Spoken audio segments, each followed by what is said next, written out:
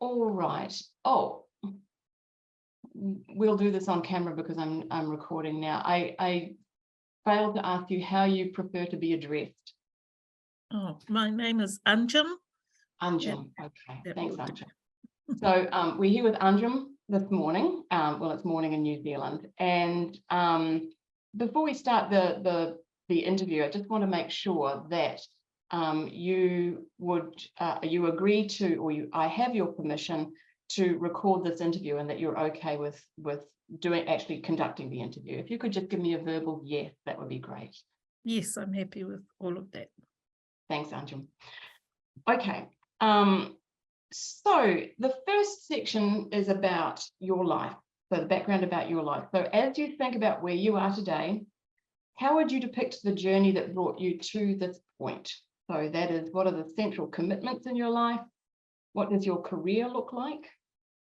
What do you consider your most significant lifetime achievements professionally? Now, there are 3 sub-questions there, I realize, and if we forget, I will remind, okay? Yeah, and it might be helpful to pop them in the chat as well, if you can come. Oh, okay, I can do that. Yeah, I will do them. Okay. Yeah, so I think, you know, something that has defined my life is my parents' decision to migrate here. And so I was 5 years old, so I didn't really get a say in that decision. But they chose to migrate to New Zealand. And so we land up in a place in Kirikiriroa, Hamilton, where we're the first Muslim family to arrive. And I ended up I went to 2 primary schools, but the second one where I was the only person who was not Pākehā or Māori. Mm. So it was this feeling of real isolation and of being very different from everyone around me. And I think that has, more than anything, that has defined my life. That I didn't have those cultural reference points. I didn't have those role models in my day-to-day life and my teachers and in society as such, in media. And so, like, struggling to find a place for myself and to find myself really defined my life. And that real cultural tension of, you know, and this is common to all people who migrate, that want to hold on to the culture that they were from and what they're familiar with. I think it's a matter of safety, it's a matter of their identity, it's what they know. And so, you know, how do I fit in with that while still wanting to fit in with the society that I'm living in and growing up in, which is very different. And so navigating those spaces.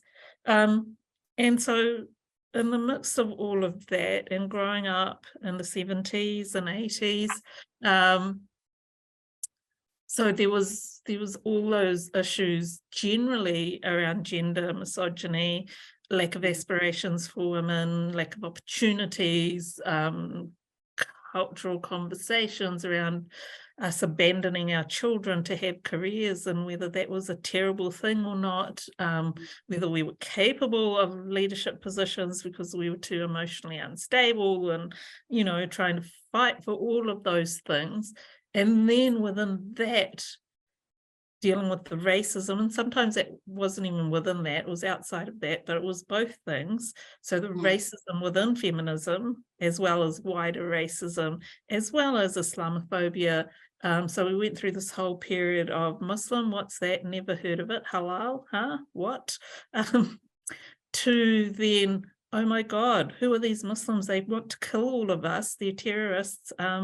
They believe awful things. So suddenly being too much known, and known for all the wrong things. And so as we moved into the 2000s, that was a huge aspect of my life, the absolute othering and the having to fight for space and fight for the right to be, and the right to make choices without being put down and absolutely slammed for those choices by women. Right. Okay. Right. So, and I used to blog. I was a regular blogger, so I had my own blog, but I also blogged on a feminist blog called The Hand Mirror, with, you know, I think there was only one other woman of color and there was a lot of white women. And so that was an interesting experience. And again, it was often isolating as well. And so, yeah, I think for me, then, given that context and that background, I think my life commitments have been, so in 2017, I heard this term social disruptor, and it just settled on me. It's just like, yes, that's what I am. And so I see my role in any and every space almost as one of really pushing people on the assumptions and on the things that they think are universal and that they take for granted as universal truths. Right. Because they haven't been exposed to anything else. So challenging the way they think and challenging what is possible. Right. And what they might not have considered. And I do that in every space. So I do that in Muslim women's spaces. Right. Yeah. And I advocate for other things. And I do it in Pākehā spaces, I do it in mixed spaces, I do it everywhere, whether it's in my, you know, I was an accountant for 30 years. That was my main job. Oh my God, the arguments in the tea room. You know, and challenging, like, so every single space I'm in, I've just not been able to sit back. There are very few days, some days you really, really don't have the teaspoons, you don't have the energy, and so you let it go. But mostly I don't. And so what that means then is that people push back, and then people are made to feel uncomfortable and they push back. Right. Yeah. And they challenge, and they don't want to accept that how they do things and the way they think aren't the right way. Right. And that there is only one right way to think. Yes. That's right. Or that, you know, there are other ways of looking at these things, or, you know, it challenges that sense of comfort that everyone is like them and that everyone thinks like this, so it must be right, because I've never had that. So that's never been a boundary for me. Right. Yeah. Right. And I've never had that experience of, oh, you know, this is just a universal, uniform thing that everyone does and thinks, is not my experience. And so that's why I'm able to do that, because I don't have that set of boundaries around me. And I think a lot of activists, that is what we do, is pushing those boundaries, pushing those ways of viewing the world and what is possible. You talked a little bit about the spaces in which you work. Can you talk a little bit to each of those, because you have many different facets or many different spaces in which you work, correct? Yeah, that's right. Yeah, so I think I mean, I do call myself a feminist, and I think I sort of got there by the time I was 12, 13, in terms of, and I also credit my mum for that, because I think she also pushed for a lot of things. And when you think about her growing up in the 50s and 60s and the things that she had to push for at that time in rural India, she was a real battler. So I must have picked that up from her. And so by the time I was in my early 20s is when the conversations around the Islamic Women's Council of New Zealand were happening. And I think it was 1989, 1990, when those first meetings were happening. And so even at that age, you know, pushing for women's spaces in the mosque, pushing for women to have a right to, and a say in the affairs of the community, the right for representation, everywhere was male dominated. Our community was no different. And so pushing for things within that context. And it wasn't just me. So there was a whole lot of women in the community that got together, and we all felt like we needed to be organised and we needed to have a voice. And so that was how that organisation kind of came about. And so that would probably be one of the earliest organisations where I was active. So I became the first secretary. I went up for president and lost that vote. And then as consolation prize, I got to be secretary. I did later become, we didn't call it president, we called it national coordinator. And I did become that for a few years. I've always had a strong role, well, not always, I'd say from around 2003, 2004, I started building a media profile, Nice. possibly even a bit earlier than that, 2002. And the reason I did that was because of the absolute hostility after the World Trade Center and Pentagon attacks in the US. And then the Bali bombings in Yes. Indonesia. That one brought it close to home for Aotearoa. Yeah. That one was Australians died and people like they were familiar with, and it was just that much more hitting home. So the hostility after that was next level. And what I felt like is that our community didn't have a voice. So people were talking about us in media, on 9 to Noon, on various other, opinion pieces, all sorts of, we were being talked about. We did not get to speak. Yeah.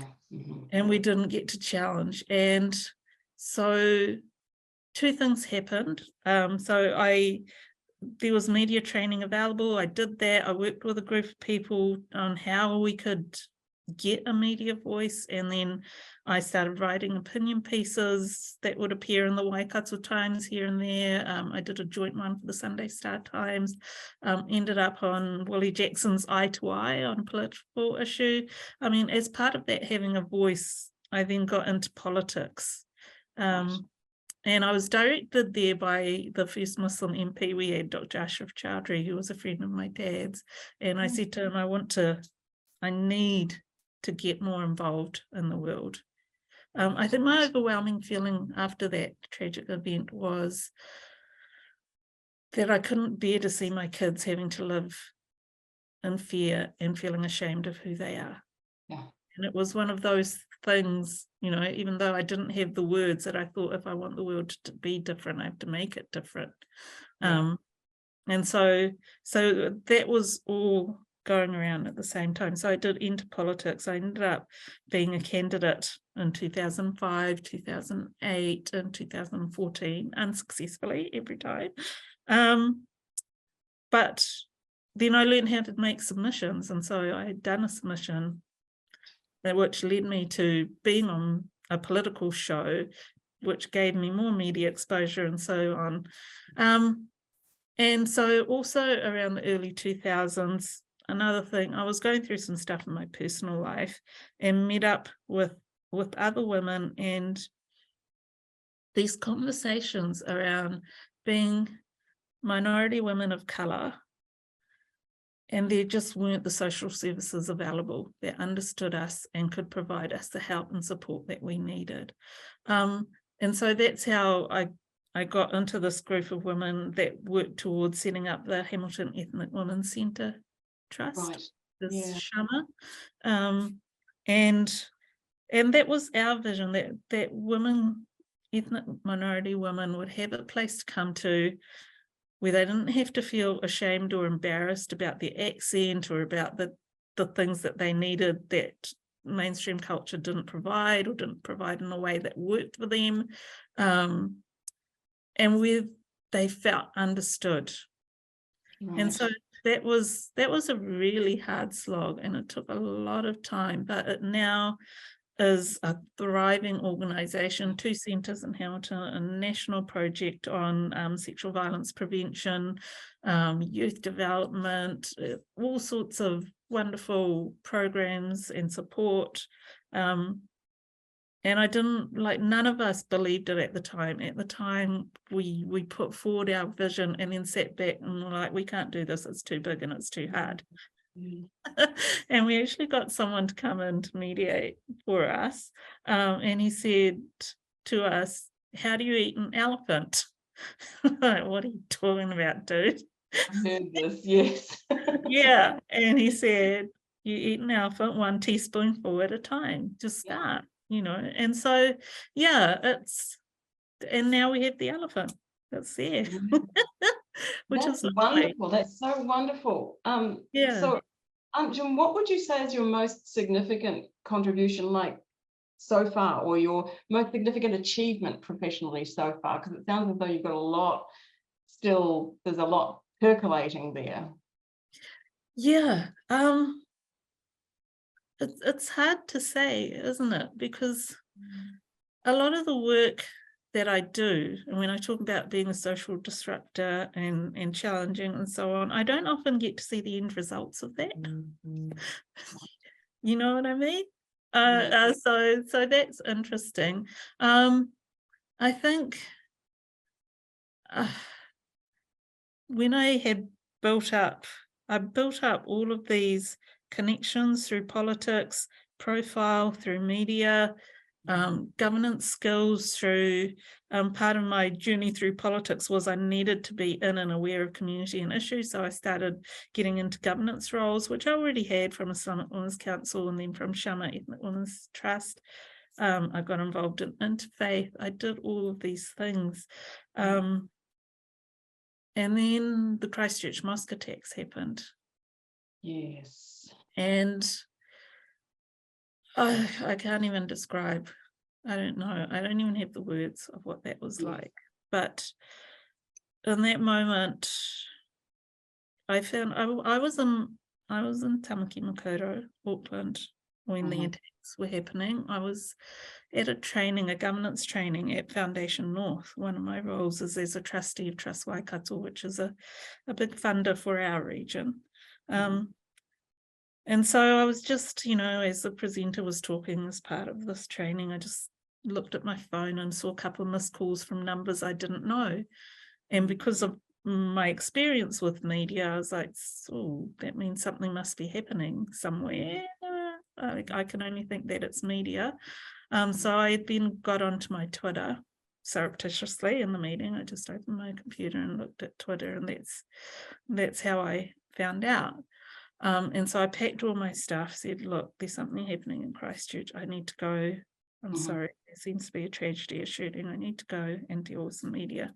And then TVNZ, I think, turned up there and to interview me. And that was me for a month. It was just back-to-back media, nonstop, all around the world. And so the attacks happened on Friday, 15th of March. And I was listening to all the statements and so on. And as Islamic Women's Council, we'd been doing a lot of advocacy. I was not in a lead role in that. My colleague Alia Danseisen was, but I was playing a supporting role. And we had endless government meetings where we talked about the Islamophobia, the perceptions that Kiwis had of Muslims and how negative they were and what that meant. And we scheduled it out for them in terms of, these are the areas where all of this is impacting. This is what we need you to do. This is what we can offer. And we just hadn't got far. We just hadn't got anywhere, really. There wasn't, and we kept saying it's urgent, but it was the bureaucratic processes. It was the lack of willingness to just say yes. And it was part of that negative perception of us as well, that I'm absolutely sure made them think, if we go out and fund and do this for Muslims, everyone's going to be like, why are you giving them special treatment and these people, and and whatever, and we heard it as well. It was, and then these attacks happen, and we'd always talked about, prior to the attacks, we'd always talked about, if something happens, we made sure we kept every single email, all communication, like, if something happens, we're going to go public. We're going to tell people what we did. Yeah. That they didn't listen to us. So 17th of March, I was asked by Radio New Zealand to write an opinion piece. And so I just went there, I just did it. And I Yeah. named everything. I put in everything that we did. I named people or positions that we'd met. And that was really scary Yeah. because I was putting myself up against the most powerful public servant in the land, as well as other very powerful public servants, as Yeah. well as politicians. And yeah, I was absolutely scared, but I knew it needed to be said. And I didn't even have support necessarily from some people in my community. Right. Yeah. Because one, some of them had good relationships with certain government departments, but also there was that sense of fanning the flames after a horrific incident. Yeah. But what I felt like is if I hadn't spoken then, the narrative would have been set. Yes. Now, can you remind me what year was that? That was 2019. Yeah. Yeah. Gosh. So if I hadn't spoken then the narrative would have been, this isn't us, this isn't who we are, you know, and they're us, they're whatever, and this absolute, it's a foreigner, it's not us, it's not our responsibility, we need to self-reflect or so on. And I could see that coming through, and I was like, we cannot have this. Yes, I wasn't in the country at the time, and I really remember hearing, well, no, it was an Australian who, it's wasn't a New Zealander, not, you know, so let's just palm it off on Australia, which, you know. And so I needed to put in the broader Aotearoa context in which he had been able to come into this country and do all those things without being detected. Like, because my first feeling was, how could he do this and nobody know? Especially when we had said to the Minister of SIS, GCSB, etc., who was not the Prime Minister at that point, which was unusual. That's a whole nother story. But we had specifically said to him, we're concerned about what is happening overseas. We're concerned with what we're seeing. We said that in March 2017. In January 2017 was the Quebec mosque shooting. There were other incidences of violence around the world that were causing us a lot of concern. And he kind of just brushed it off and said, no, that's over there. That's not something we need to be worried about. So, you know, we have raised it. Yeah. And so I think, you know, and then that piece also got published on the Spin-Off. It got published in an Australian newspaper, and it went viral, and it got the attention of international media.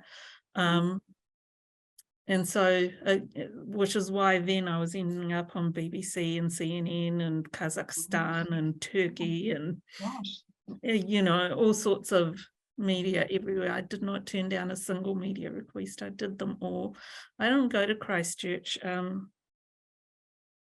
I asked, and the people who were there that I was talked to were like, no, you stay where you are. There's heaps of people down here. You do what you're doing in terms of media.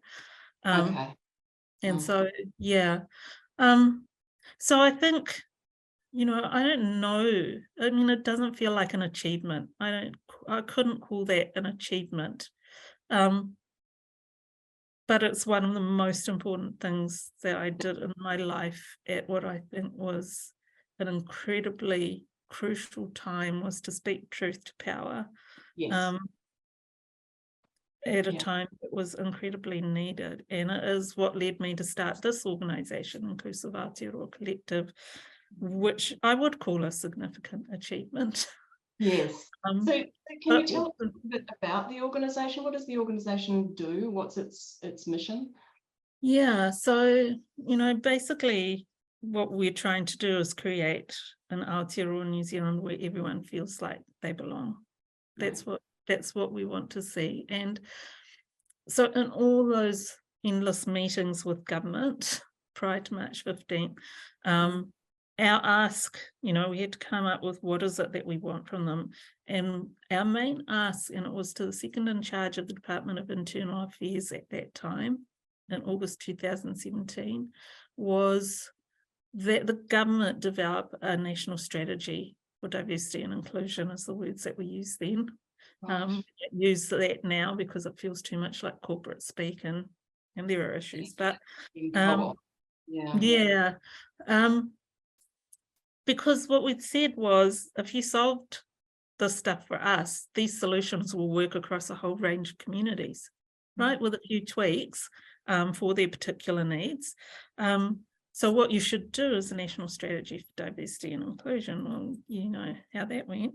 And then a week or so, I think it was a week after the attacks, when the Minister of Ethnic Communities came to visit us, and I said it to her then. Like, we were talking about this, it's now even more critical than ever that the government invest in a strategy for diversity and inclusion. And I still didn't hear anything, and I ended up on this healing course call. I did in 2017 a leadership course with the Leadership New Zealand Trust, and so the person that had the teacher, as it were, who had led us, she put on a healing call. I missed the first one, and so I saw the second one. I was like, yep, okay, I'm going to that. And so I ended up pouring my heart out. They were all, she was like, Anjum, you're here. This whole call is going to be how we can support you, which was really sweet. And so I went through it, and as part of that, I said, you know, we asked government to do this strategy, and they didn't do it, and they're still not doing it, and so on, and amongst all my grief and rage. And so a couple of people on that call were from Foundational. Funder. And so I had arranged to talk to one of them because she had worked in government, and I wanted some answers. I needed answers. And so we talked the next day, and so I started asking her some questions, like, never mind about that, the strategy that you're talking about. How about if we do it outside of government? How about if we just do it in the community? And jaw drop. Oh, yeah, that sounds good. And then that was me. That was so in April 2019, started working with their help, and I had a lot of support from them to develop the proposal. And in mid-May 2019, sorry, this is all 2019, mid-May 2019, I presented it as a keynote at the Philanthropy New Zealand conference. Plus, I also got to present it to a meeting of the chairs and CEs of the community trusts, because I'm on the board of Trust Waikato as well. So, and Foundation North is a sister trust, a community trust. So, they had the connections, and they were really keen. And the community trust, like our CE approached me to say I was the only Muslim person who was a trustee of any of the 11 or 12 community trusts across the country, and they all wanted to hear from me as to what they should be doing. And as it happened, I'd already had this conversation with Foundation also. I said, well, Dina, nice that you asked. I think my feeling was I was seeing a lot of people doing a lot of things, and after a tragedy, everyone has the sense of they want to be doing something, right? And so, let's have everybody wear a hijab day, or let's do a rock concert, for goodness sake, to raise funds, which was a beautiful idea, but they didn't think about the culture and community that it was about, which those, you know, and that's the danger of rushing in. And so they did raise a lot of money, and it was a beautiful concert and all of that, but just I felt like everyone's just rushing to do something because they want to be doing something. That doing something is how we deal with our grief, right? We want to make it better. And so I knew absolute certainty that the answers to this were not in doing something quickly, that it needed a long-term solution. And our organisation really is about how do we bring diverse communities together to work on common issues, build that understanding, because it is only through that collective action that these things are going to be solved. Right. Yeah. Yes. So, yeah, so that's what we do. And the first thing we did is in 2020, in amongst COVID, we visited 46 towns and cities, and we talked to people from every diversity you could think of. We even talked to a men's rights group. We talked to everyone. Like, we mapped it, we planned it, we mapped all the different types of diversity there were. Then we mapped whereabouts we might find these people so that we could talk to them. We talked to people that were, you know, senior managers and leaders. We talked to people that have been in gangs and out of prison and drug and recovering drug addicts, like the range, mental health, physical health, rainbow communities, youth, Homeless. Yes. Yeah. everything that we could reach. Right. Yeah. And so all of that information is on our website. So we themed it, we've got a database, but that is what informed us in terms of saying, okay, now we want to build these community networks. Yeah. And so, yeah, we've got some good networks going that we're supporting. There's one around media. There's one around women leaders in systems change. I'm really excited about that. We're hopefully getting out a not white paper and hopefully within a month around the experiences of leadership in that space, how often it is women and how overworked and underpaid we are and what needs to, you know, whereas everyone agrees, like there's a general agreement that systems change is critical, but it is still in that place of women's work and the way women's work is treated. Yeah. And so this is our effort to shift that. So systems change and the way we do systems change. Right. Yeah. So lots of stuff. Yeah, and you know, you've answered about 10,000 questions that I have, and also most of the questions that are remaining in the script that I have. But so I should ask you, and you can not answer if you'd prefer not to. So Jacinda Ardern had a very public face with after the mosque killings, and I wondered if her actions as being the face of leadership at that time, were that satisfactory to you? Did you meet her? Did you get to speak with her, or did you have sort of a line to her? Yeah, not in the immediate aftermath, but after a while we did manage to get a meeting with her, and I met her a few times, but I already knew her from the Labour Party. Right. I was a candidate. When her first campaign was in Matamaka Piako, and I remember going to Ngaruawahia to support one of the events she'd put on. Right. So we knew each other. But as I said, I wasn't successful in politics. She was the ultimate success. And so, you know, I would give her like a A+. I'd give her an 85%. I wouldn't give her an 100% by any means, but in terms of how she was able to carry the country and articulate the very fact that she was probably the first world leader to name a white mass murderer a terrorist and to clearly say this was a terrorist attack was huge. I think, you know, that clear, calm, concise, and empathetic leadership, her enfolding of the community, like while I don't like the words "they are us," I do like that concept of this happened to Kiwis, this happened to New Zealanders. Yeah. It was an attack on New Zealand. And so she certainly had that intention of removing the othering around our community, and I thought that was crucial. The arms legislation that she managed to get through within a month, critical. So I think absolutely she was the best leader for that time. Right. I think, you know, I would have to say that she absolutely was. Where I was frustrated incredibly frustrated is, so that piece went out in Radio New Zealand. There was a lot of commentary, a lot of media interest, a lot of questions started getting asked. And so then she immediately then announced, I think even before the end of March, a Royal Commission of Inquiry into the mosque attacks. And what that meant was that no public servants had to answer any questions. Now their response was, and no ministers and no media had to provide answers, because now it was subject to a Royal Commission. I didn't realise that complicates the issue, especially for Well, you. what it meant for accountability and for the hard questions and the,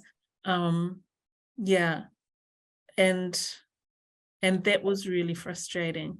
And then, so we had at the same time 2 royal commissions going. So we had the Royal Commission into children abused in state care. Right. And the Royal Commission into the Christchurch mosque attacks. Those aren't the legal names of both of those commissions. Right, yeah. But the State Care Royal Commission consulted on the terms of reference, and people that had been subject to abuse got to put in submissions and have a say as to what those terms of reference would be. Mm-hmm.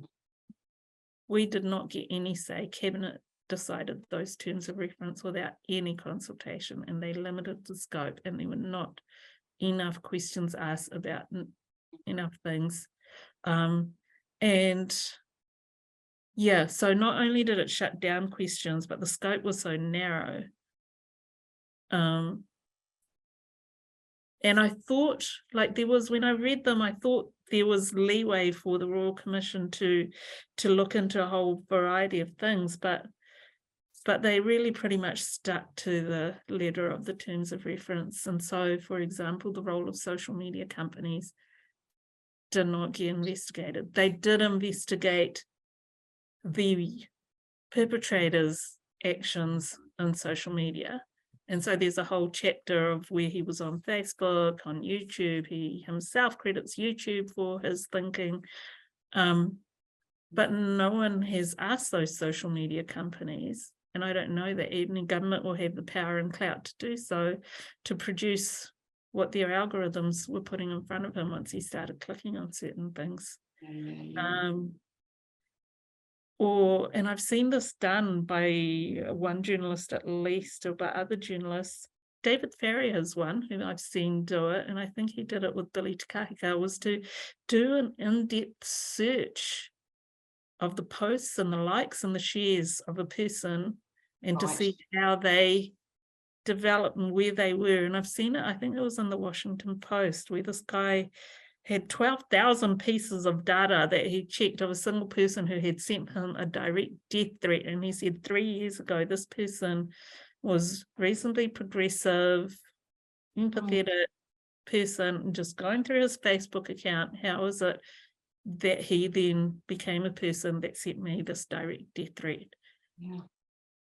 And so where is the accountability around that? Yeah. There isn't. So that was never looked into. And so I guess the failure, I guess, to some extent, is around the systemic change. Although, which is not to say they haven't done some, but now she's resigned. And the new Prime Minister is all bread and butter issues. And as soon as you hear bread and butter issues, that means all you identity politics folks can shut up for a bit now. That's what that means. That is coded language. It's dog whistling. No, understand. So the MSD has done this whole piece of work on social cohesion, which is actually the strategy that I was talking about. They finally got off their butts, did it, because it was a recommendation of the Royal Commission, which we as the Islamic Women's Council fed into. The hate speech stuff we fed into. That is on the back burner. I don't know what the social cohesion stuff is doing now. We haven't heard from the new PM. So like that fundamental systems change, although, you know, they've been trying in other areas. So outside of Royal Commission, Christchurch mosque attacks and so on, you know, you have things like Three Waters, you have Maori Health Authority, those kinds of things. And the pushback from Pakeha New Zealand is so, I mean, it's expected. We saw it before, you know, back in the 2000s in the Helen Clark government and the rise of Don Brash and his speech at Orewa in the aftermath of that. But it's disappointing. Yeah, you would think 20 years on, or, you know, no, maybe 15 to 16 years on that things might be different, but they really aren't. And so it is frustrating. It's how people in power and systems of power are able to self-sustain and maintain themselves and withstand attack. I think the one thing that we managed to get through in Aotearoa, there had been things we got through, but getting through the MMP legislation was huge. Yes. That was the systems change piece, and all the activists that worked on that, you know, huge kudos to them. The Waitangi Tribunal and setting up of that, another huge piece of systems change. Unfortunately, it doesn't have teeth. It does not have enforcement powers, Right. which is another systemic way that power protects itself. But yeah, so I guess I should do a little bit of explanation for people who are for the viewers at home. So the MMP system came in, now correct me if I'm wrong, it's in the 1990s that first switch. So I think it was 1993-ish that we voted for it, and 1996 was the first election. Right. That was under this mixed member proportional system that allowed parties to have MPs that were not electorate MPs, so that the makeup of Parliament reflected the percentage of the vote that they got rather than the electorates that they had won. And New Zealand prior to that had been very much a two-party, like Labour and National, or so-called progressives and so-called, you know, conservatives, basically. Yeah, very much. And so this allowed for a lot more spectrum. It allowed for the rise of Winston Peters, which was not a great thing, but, you know, but it also meant there was a Green Party, and before that, the Alliance Party that got into power. So, but it also meant that individual parties now had to fight for votes from marginalised communities, whereas before they didn't. They only had to pitch to marginal seats, right? Every vote didn't count. They only had to focus on the marginal seats, and they only had to focus on the majority vote in the marginal seats, right? And so where we grew up in Kirikiroa, it was just a safe national seat. I always voted. I've never not voted. And I always knew under the old system that my vote would not make the slightest bit of difference. Whereas under MMP, even if my electorate vote doesn't make a difference, I know my party vote will make a difference. And so that is why it is structural change. But it's not far enough at all. And so now, certainly within our organisation and other spaces, I'm a great proponent of Mātiki Mai, which was the report put out by Dr. Moana Jackson, who has recently passed, around constitutional reform and what that would look like in a Te Tiriti context. And I think it's critical. That's the next piece of structural change. And he talks about the weakness of the Westminster system that has been transported to the Pacific, but is not serving our needs. And it's increasingly not globally, because it's being disrupted, and it's being disrupted in online spaces. So one of the other things that I do, and was up early this morning, is I'm a co-chair of the Christchurch Call Advisory Network, and the Christchurch Call to Action is really a forum of governments, tech platforms, and civil society organisations that focuses on reducing and removing terrorist and violent extremist content online.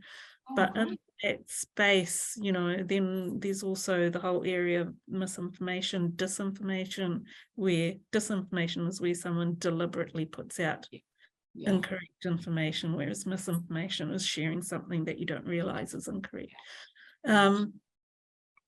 And then another whole area which I'm not involved in is AI and ethics and AI and so on. So there are all these things with machine learning, with algorithms, with community standards that platforms have, with state actors disrupting online spaces through paid trolls and other activity that is really designed to damage democracies and decision making.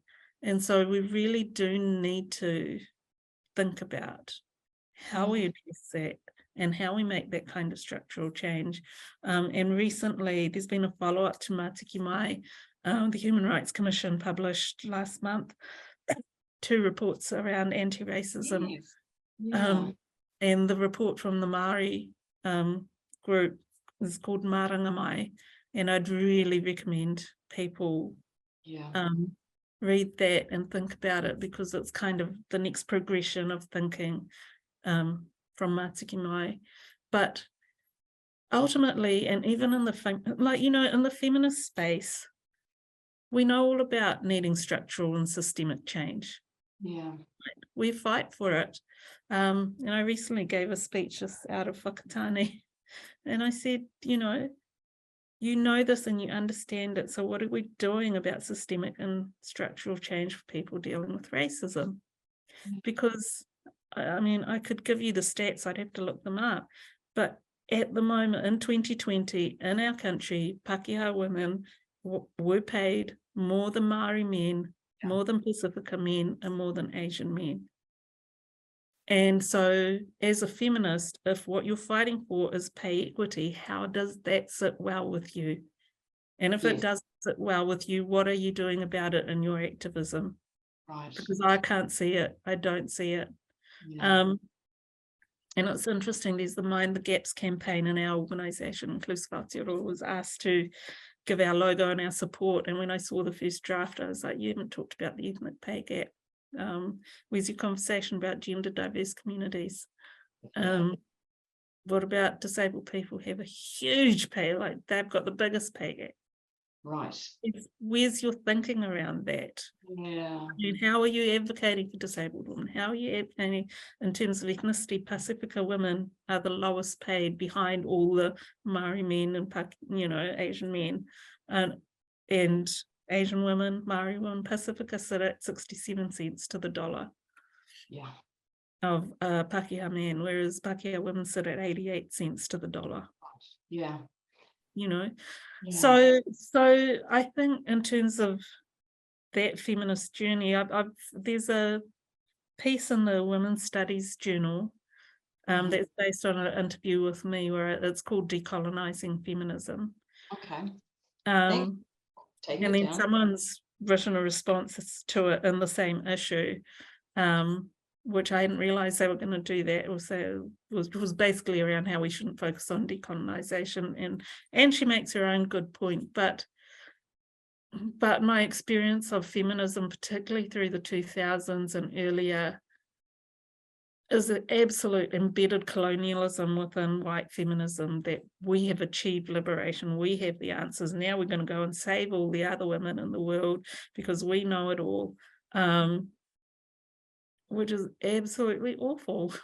It's just, and so, and there's also the neoliberalizing of feminism, so that it's become about individual choices rather than systemic and structural change, and that we should support all choices of women, which if you read the piece, I'm like, actually, shouldn't we be about providing women with better choices rather than supporting all choices, recognize systemic and structural disadvantages and giving them better choices, right? So if your choice to do sex work is because women take so much longer to pay off their student loans than men do, and they take longer because women get paid less, there's the gender pay gap, they get less leadership positions, they get less opportunities because of systemic and structural misogyny and sexism, then how, like, we haven't given you a good choice. In a fair and balanced sort of world where there's not discrimination and that is still your choice, okay, I might not agree with it, but that is your choice, right? But when you have these systemic disadvantages, Yeah. then people aren't actually freely making a choice. They're making a choice within a context that is unfair. You know, and also, like, similarly, I talk about it around the burqa. It's like, yeah, we can support, and I do support the choice of women to wear a burqa. I don't agree with it, and I don't think it's a feminist choice. Right. Yeah. And so again, then it's about, are we giving them the best choices, and have we reduced discrimination? Are they able to make that choice in a context of more freedom? Right. And then after that, if that is still their choice, that's their choice. Right. So it's not just about equality, it's about equity and actually providing, you know, a range of choices, rather. Yeah, and providing good choices. Yeah. Like really solid, this is what you could do, and this is there as well. If that's what you want to do, sure. But not because you're under pressure, because you've got to pay the bills, or because someone's telling you you're going to go straight to hell if you don't, or whatever it is. I have this spoken word poem on spiritual abuse, which is a composite of things that I've heard from a lot of different faiths, and the way that any scripture is not a Muslim thing at all, because I have seen it in multiple faiths, is the way that faith is used to abuse and to reduce options and to reduce choices for women. Which is why when I said at the beginning that I also take my social disruption to spaces, you know, like the Muslim community, that's what it is about. Gosh, you know, so as you're talking here, I'm thinking, does she sleep at all? I sleep very badly. I feel like I could have been Prime Minister of New Zealand if I could sleep.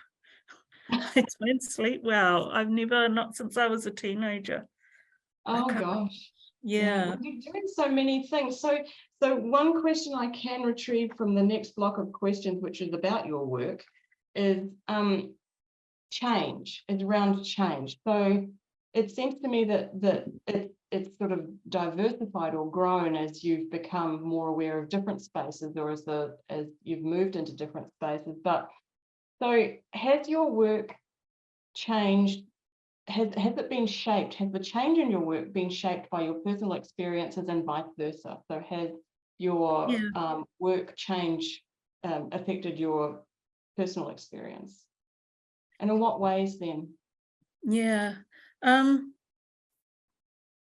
So I guess my personal experiences definitely have shaped my work. And I think I've talked about that in terms of that feeling of always being someone that didn't fit in, always being different. And it's interesting that I can sit with a bunch of migrant women of colour and feel completely out of place because I've grown up here. So their experiences are not my experiences. And so it's really hard. Even now, it's not easy for me to find a space where I feel like, yeah, I can just really relax. These are my people. This is, you know, without having to adapt or without having to be on guard. Yes. Yeah. So, yeah, just be ready for when it's coming. Yeah, but yes, so to that extent it has. And then yes, external events, you know, as I said, the World Trade Center attacks, the Christchurch Mosque attacks, all of there's so many external things that have happened that have shaped what I've done a lot. My work experience,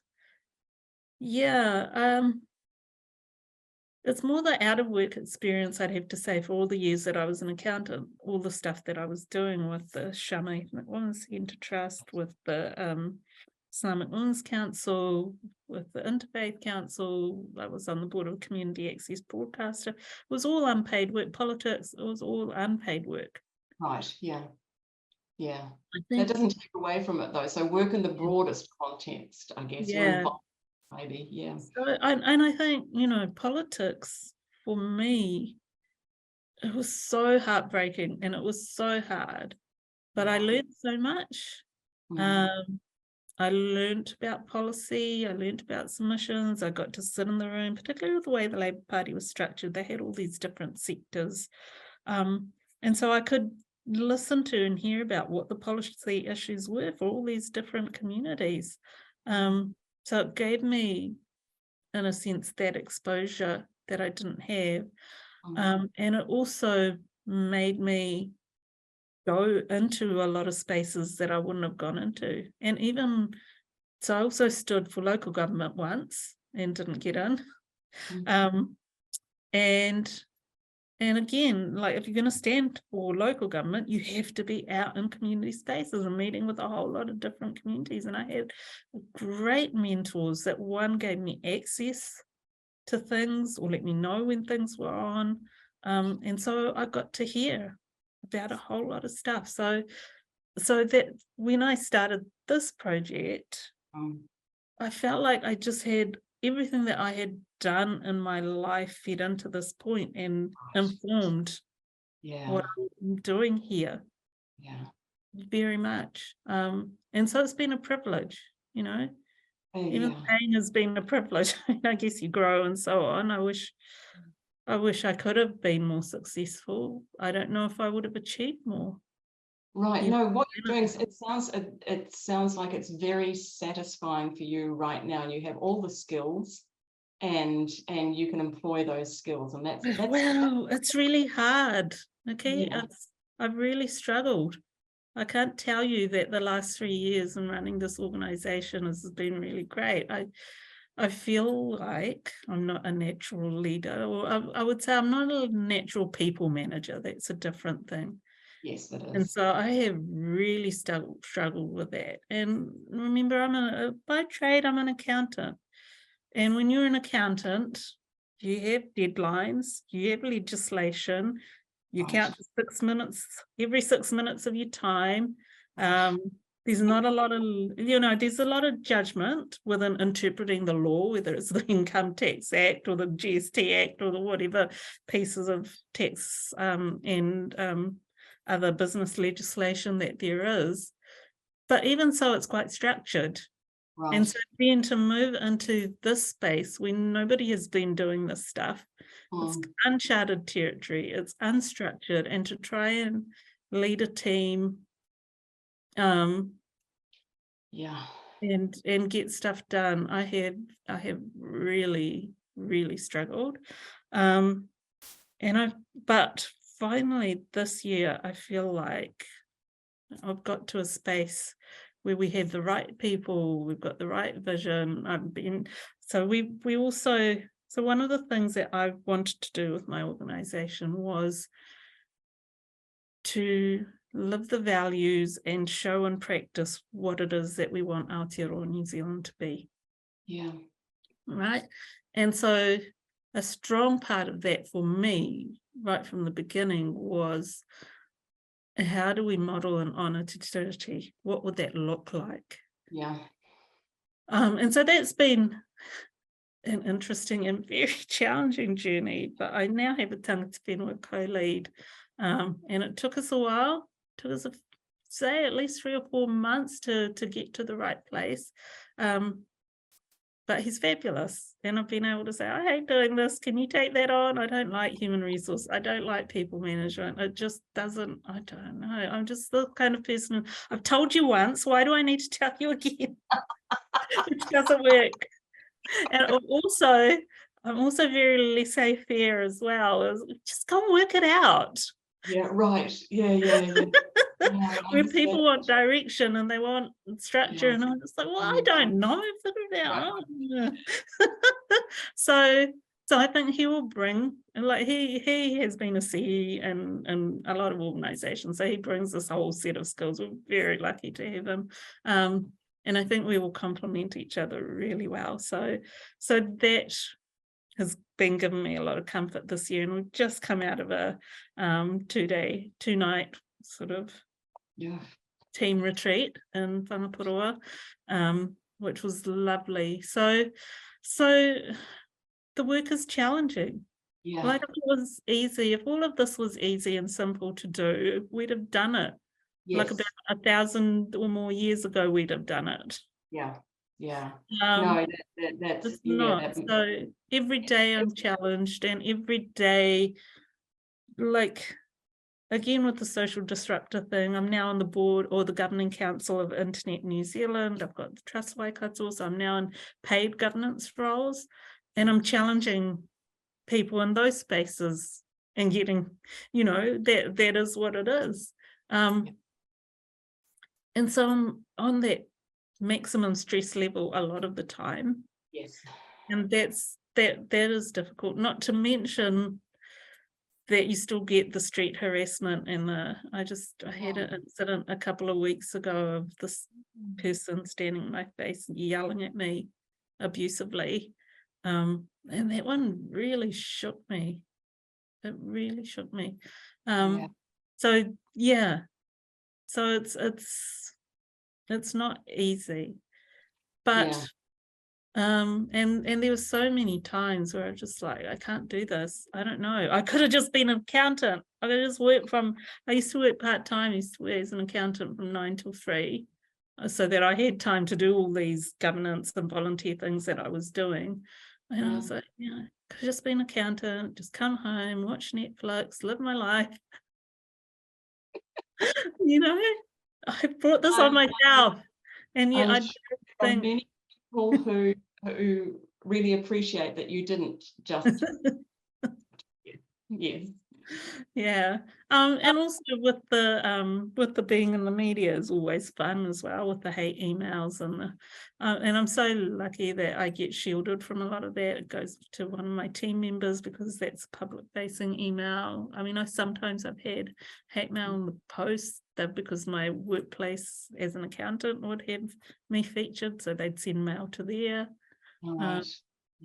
Had to report things to police and stuff. So yeah, it is challenging, but it is also really rewarding. Like you sit in a room, go to Whakatane, you sit in a room and watch people being challenged and see things spark.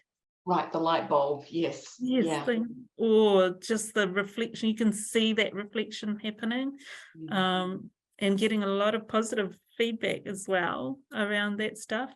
And after the Christchurch mosque attacks, I was like, I'm not going to be polite anymore. I mean, I'm not gonna make people feel unsafe, but I'm not going to mollycoddle their feelings. I'm happy with making them feel uncomfortable. Right, people aren't being polite to you, so how much do you be polite in return? But the people I'm making feel uncomfortable are people I don't know. They haven't been impolite to me. Yeah. But they are people in positions of power and influence often. Fair enough. Especially when I'm invited to speak. Yeah. These are people that I think, okay, here are people that will go out into the community. Can I change their thinking? Can I get them to rethink? So I find that really rewarding. And I find the groups of people that we bring together, I mean, there's a lot of it. Having a media voice is hugely, despite all the abuse or whatever, I know what it felt like to not have a voice and to be talked about as a community and how awful that was and the impact that had offline, off media, in terms of abuse and violence. We face that. We face the consequences of it. They never did. So I guess we should probably try and get back to the script. And thinking about feminism in a way. So how do you understand the term feminism? How I understand it, some of it is to do with freedom, some of it is to do with opportunity. But for me, it's about being able to dream and then being able to follow those dreams. And for too many women, when those options are cut off, like, it's one thing that you can't achieve your dreams, because I also know what it's like to fail, and that's, you know, that's also part of life and learning. Yeah. It's one thing if you fail because, you know, you couldn't get there, or you didn't have the abilities, or, you know, Peter's principle, you've reached your level of competence. and that's where you're going to be, and that's okay. Like everybody, you know, if maybe you need to change your dream to something that you're better at, or get more training, or whatever it is, but to not be able to follow your dream and achieve what you want to achieve because other people are putting unnecessary barriers in front of you just because of who you are. Yeah. To me, that is the essence of what feminism should be about. Right. Yeah. And so, and to me, feminism, it's like racism. And when people think about racism, they immediately boil it down to someone saying something mean to someone else, right? Yeah. Without any understanding of power, Yeah. and privilege and systems and structures, and history, Mm-hmm. and Yeah. intergenerational trauma, Yeah. all of those things, Yeah. which is why when people use the words reverse racism, all you can do is laugh at their ignorance. Yes. Yeah. And it's, yeah, and so it's really interesting the way that proponents of racism now can place themselves as victims, as can the proponents of sexism, can now place themselves as victims and use the language of victimization because of their fundamental lack of understanding of power of systems, Yeah. of intergenerational privilege and intergenerational trauma. So All of those things. I just read a piece that you wrote, and possibly for the spin-off, I'm not sure. Yeah. Yeah, about the reports that just came out about the treaty. Yeah. So, Yeah. So yeah. So that's that. And so how do we take the racism out of feminism? Because that's important. And how do we take the Islamophobia? How do we stop needing to go and save other people and think about how, one, acknowledge the agency that they already have and the fights that they already make? No. You know, and maybe just give more voice, you know, promote their voice rather than jumping in there, being the answer to everything. How do you promote humility?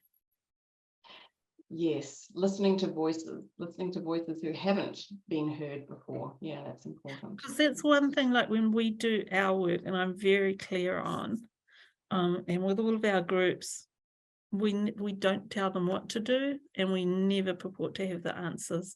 I firmly believe that communities and people in communities have the answers. They know the answers. Right? So our job as facilitators to bring that out, get them talking, get them to think about what support they need, how they can make it happen. And we do the grunt work. Yeah. But the agency, like, because we thought about it a lot in 2019 as we were setting it up, even as we had those conversations about belonging, is where does the power in the room sit? And we've been through any number of government consultations and local government where the power is firmly sat with government or local government. And we got to have our, so like, they'd even take up most of the time. Like, we've been in consultations where we got to speak for about 15 minutes in a 1-hour meeting, right? And so thinking about where should the power sit and how can we put it there? It should always sit with participants for us. If it's a conversation, if it's a constellation, has to again sit with people in the room, and we're there as facilitators. If they ask us for advice, we'll give it. That's, to me, that's how you work. That's how you work with communities. When it's my turn to be the participant, then I want the power to be sitting with me and my fellow participants. Right. Yeah. You know? But when I'm not, then I just, that ability to step back is so critical, and to listen to understand, not listen to refute, and to sit with being uncomfortable and being challenged and being, okay, I have to rethink this. It's not that they're wrong, it's that I need to rethink. Yeah, yeah, fair enough. So I'm going to ask you now about the relationship between feminist scholarship and activism. So how do you perceive that relationship, and maybe how has it affected your work? Yeah, I'm really not in any way very connected to feminist scholarship. No, I shouldn't say that actually, because I'm an advisor on a research project.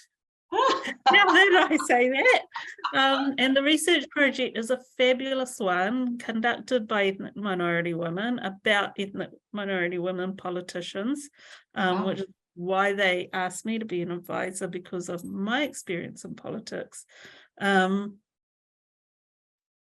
So yeah, so I'm going to make some comments about research in general. What I have felt, and we get contacted by researchers all the time. People want to know, they want to research on Muslim women, they want to research on ethnic minority women, they want to do all sorts of things. So the way that research is set up and designed, traditionally how it has been, it gives very little power again to the communities.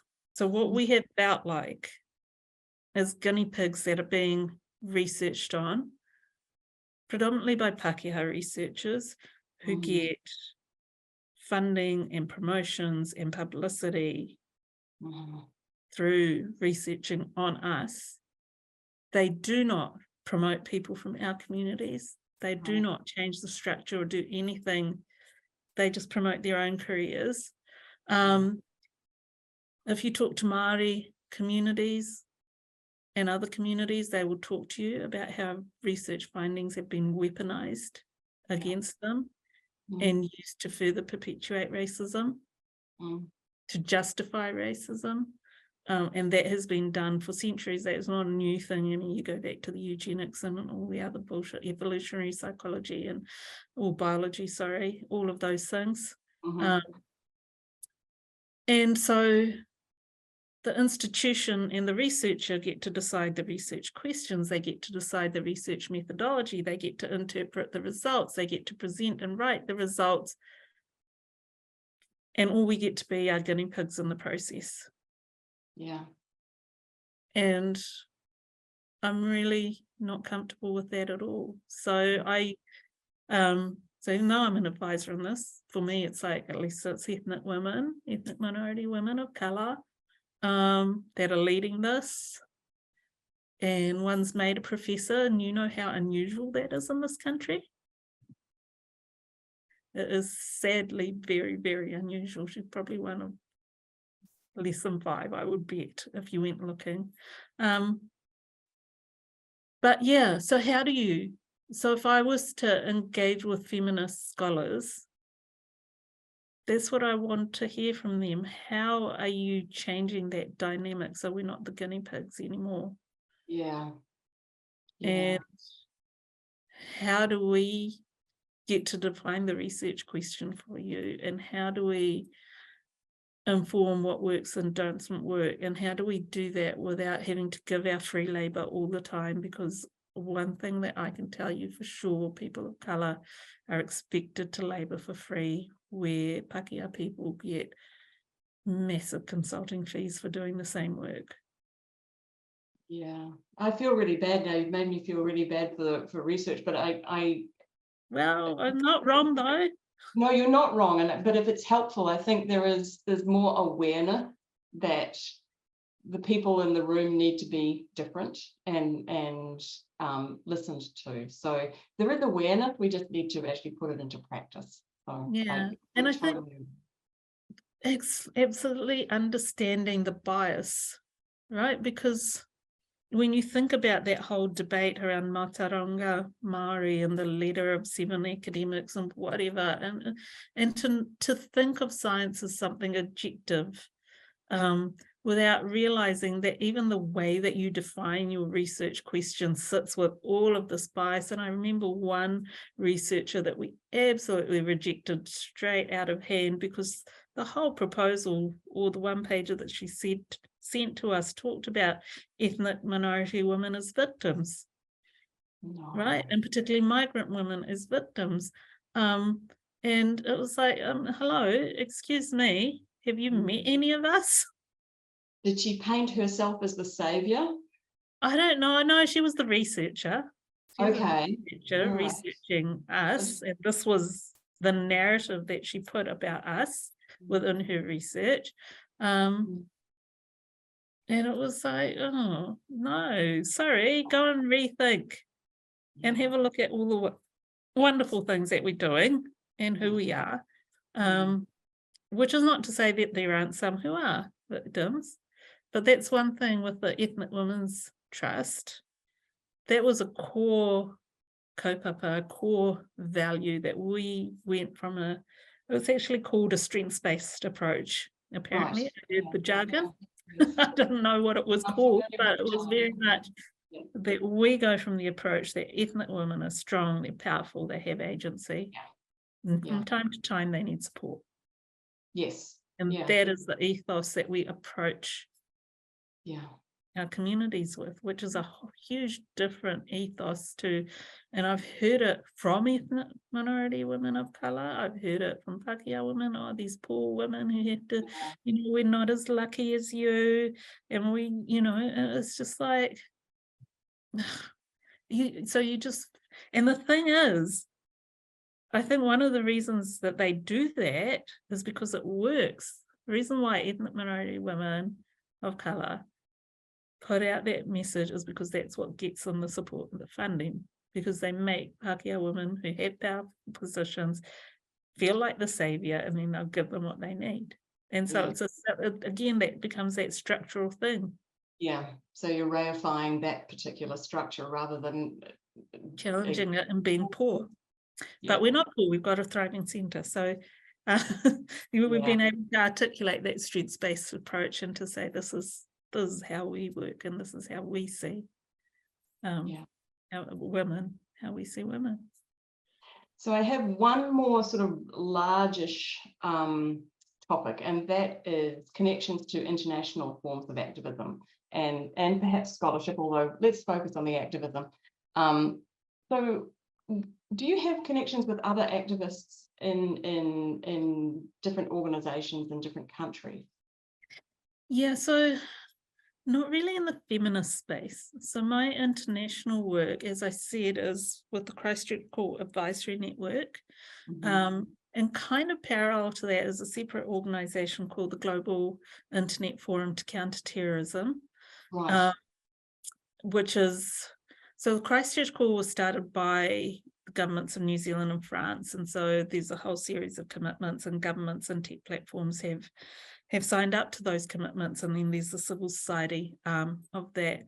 And then Global Internet Forum, we call it GFP, that was set up by the tech platforms, and in particular by the big four, which was Google, Microsoft, Meta, it was Facebook then, and Twitter. Okay, so that's the, and so basically one of the key things that they do is they share these hashes, which are like digital fingerprints, which allows them to remove content from each other's platforms, like they share those amongst them. And so if somebody flags something, and they have a whole lot of procedures and processes and stuff around that. So those are, and so they have an independent advisory committee, which again has no voting rights and no teeth and whatever, but they consult with us, and I think it's important for their structure to have it there. Yes, and for the optics and so on. So I'm a vice chair of the independent advisory committee. So those are the two main areas where I'm working internationally.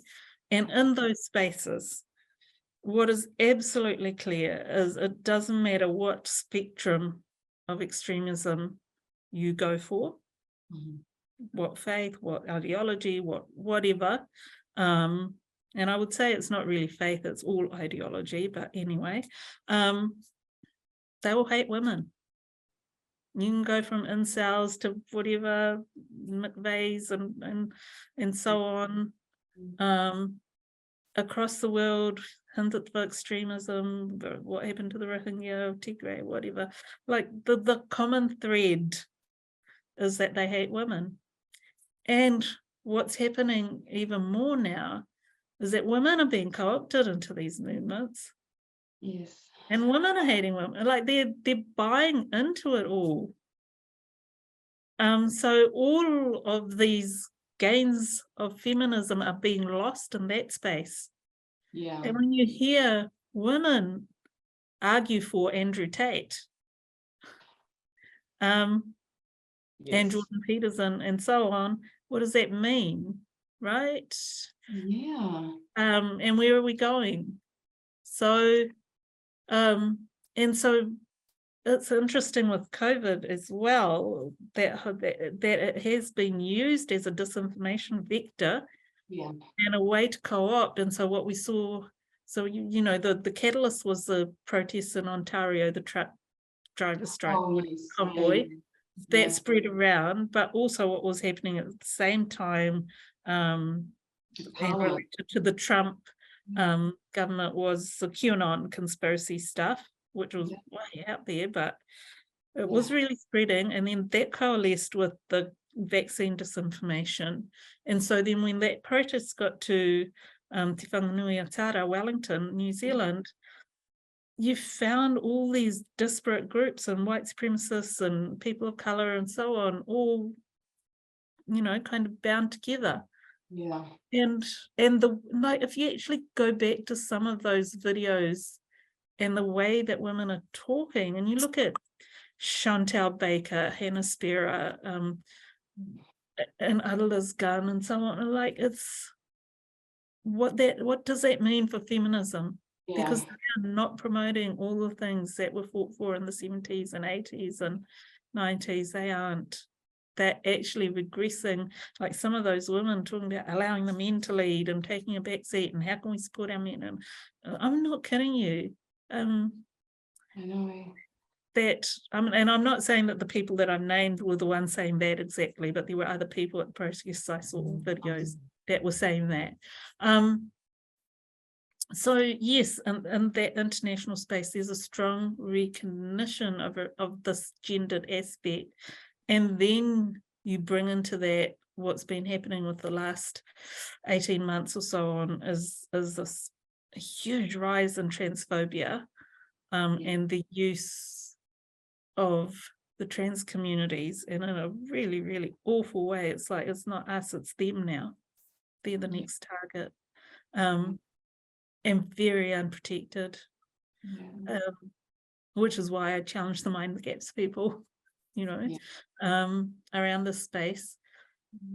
And the thing is, you know, when I think about what we do in that belonging and inclusion, it's not about agreeing with people. It's not about accepting everyone and saying, oh, yes, it's all okay. It's about valuing people with our differences, being able to fundamentally disagree and still see the value of a human being. Yeah. I think that that's really important. And I think, you know, what we're seeing in the States, having lived there for, you know, or in the area for 22 years, I totally agree with that. But it seems like the polarization that, you know, you can't accept somebody else if they have different political views, for example, you know. But that's a fundamental. So how do you make that work, Anjum? Yeah, it's not easy. Certainly. I think what was the biggest example for me and lived experience in that area is working in the interfaith space. Because we all accepted that everyone believes different things. And there's two ways to do interfaith. There's this view that we, you know, that there's one truth and that we're all approaching it from different paths, but there's each path is equally valid and we're all going the same way. And then there's another way of thinking about it, is that we all think each other is going to hell because we're right. But we still see the intrinsic value and humanity in each other, and we still have a lot of things, a lot of values in common. And we're going to work in that space of what we have in common so that we can live with each other. Yeah. Right? Yeah. And maybe I'm a terrible person for not believing the first one, but for me, that second one was more valuable because I can sit in the room with some, I have views about the politics of Palestine and Palestinian human rights and all of those things, and yet I can sit in the room with people that I know have fundamental opposing views. They know me. We both know that we're both outside of the interfaith space as strong activists and advocates, but we can sit in the room and love each other and support each other and work on projects. Yeah. And we worked on some fabulous projects. So to me, it can be done. It can be done that you can fundamentally disagree with people and find a way to connect to them on something else. Yeah, Like, right. park it aside. You just like, my best friends growing up, they were Hindu, and we just never talked about religion. We just didn't. You have yours and we have ours, and that's a no-go. We will talk about and love each other and support each other and all the other things. So I do think it's possible. So it's about, for us, how do we do it? Is we're getting people in the room together. We're finding those common things that they all think, yep, we need to change that. We need to work on that. Let's focus on those things and put aside everything else. Right. Yeah. Hey, thanks. I think probably we've come to the end of my questions. Do you have any questions for me or any further comments about the work that you do? No, I don't. Yeah, I don't think so. I guess one of so I have this issue within the international spaces that I work in, but sometimes things are called global, and what they mean by global is Europe and US and Canada, maybe. If we really need to, Australia. Right. And so how global are you really? So I'm not all that informed about global feminisms, but I will tell you there's Nigerian people interviews, there's interviews from China, Russia, golly, I'm not naming as many as I could, Poland. Yeah. And is it people from those countries doing the interview? So it's Nigerian women interviewing Nigerians. That's cool. That's a step in the right direction.